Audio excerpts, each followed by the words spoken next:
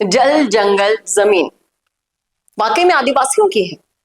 लगता तो नहीं है भाई। उनको बहला दिया जाता है, फुसला दिया जाता है, समझाने के दौरान उनकी जमीनों को हड़प लिया जाता है। कौन कर रहा है ये? सीएम साहब के रिश्तेदार कर रहे हैं। मामला बड़ा गंभीर लग रहा है। चलिए करते हैं इस मुद्दे पर चर्चा इस वीडियो में, इसलिए बने रहेगा आखिर तक हमारे साथ। नमस्कार, मैं हूं चेतना शर्मा। आप देखना शुरू कर चुके हैं संवाद भारत का भारत के लिए।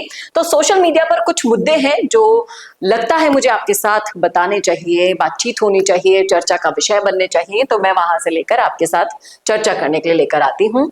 राजकुमार रोथ इन दिनों काफी अग्रेसिव है आदिवासियों को लेकर, फिर चाहे से वो दिल्ली का हो या फिर राजस्थान का हो या फिर मध्य प्रदेश का हो, कहीं का भी हो, आदिवासी उनके लिए आदिवासी ही है। ये उन्होंने यहाँ पर तय कर दिया है, कंफर्म कर दिया है।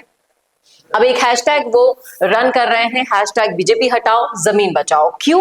क्योंकि आप देखिए, पेपर कटिंग आजकल शेयर करने का बहुत बढ़िया राजनेताओं ने एक अपना हथियार बना लिया है। यहाँ पर एक पत्रिका का पेपर कटिंग यहाँ पर शेयर किया जा रहा है डिजिटल, और बोला जा रहा है कि एक आदिवासी परिवार को 6 दिन तक बंधक बनाया गया। किसके द्वारा? हमारे मुख्यमंत्री भजनलाल शर्मा के रिश्तेदार द्वारा।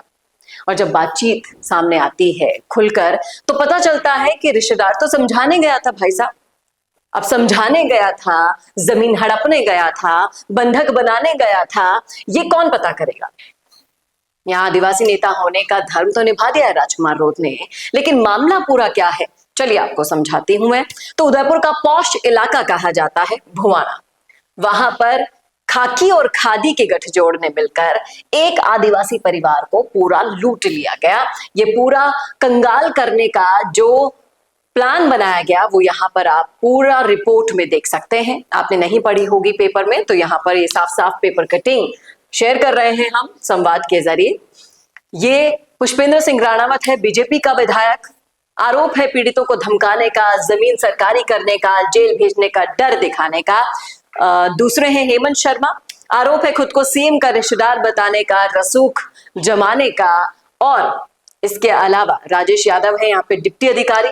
इसी काम के लिए बाली से इनको उदयपुर लाया गया था और इन्होंने बेनामी संपत्ति की नहीं बल्कि पीड़ितों के खिलाफ ही कार्यवाही कर दी। सफाई दे रहे हैं भाई साहब कि मामला कोई भी दर्ज करवा सकता है, मुकदमा झूठा भी हो सकता है। चौथे हैं रविंद्र चारण, जो एसएचओ हैं सुखेर के, और कोर्ट के आदेशों की अनदेखी करते हुए इन्होंने सिविल मामलों को ठगी का रूप दिया। ये आरोप है इन पर।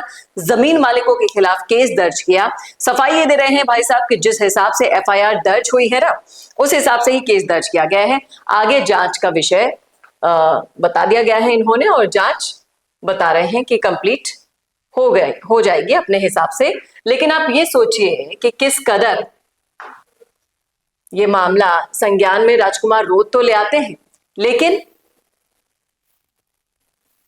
आदिवासियों को ठगने का खेल नेताओं और खाकी का साथ में मिलकर हो रहा है। कोई अकेले नहीं कर रहा है। बहुत बड़ी मिलीभगत इस मामले के जरिए सामने आई है। बात सीएम के रिश्तेदार तक पहुंच गई है। देखना वाकई में दिलचस्प होगा कि गृह विभाग भी अपने पास जब सीएम साहब ने रख रखा है तो कार्यवाही कौन करेगा, किस पर करेगा? आदिवासी है साहब, ये तो भोले भाले हैं, ठग लेंगे, लूट लेंगे, कंगाल कर देंगे, कौन सुनने वाला है इनके? लेकिन राजकुमार रोथ जैसे नेता हैं जो आदिवासी राजस्थान का हो या मध्य प्रदेश का हो या महाराष्ट्र का हो, कहीं का भी हो, उस पर कड़ी नजर बनाए हुए हैं। और इसीलिए वो इस अभियान में जुट गए हैं, हैशटैग बीजेपी हटाओ जमीन बचाओ में। अब देखना वाकई में दिलचस्प होगा कि इस अभियान को कितना रिस्पांस मिलता है राजकुमार रोथ के।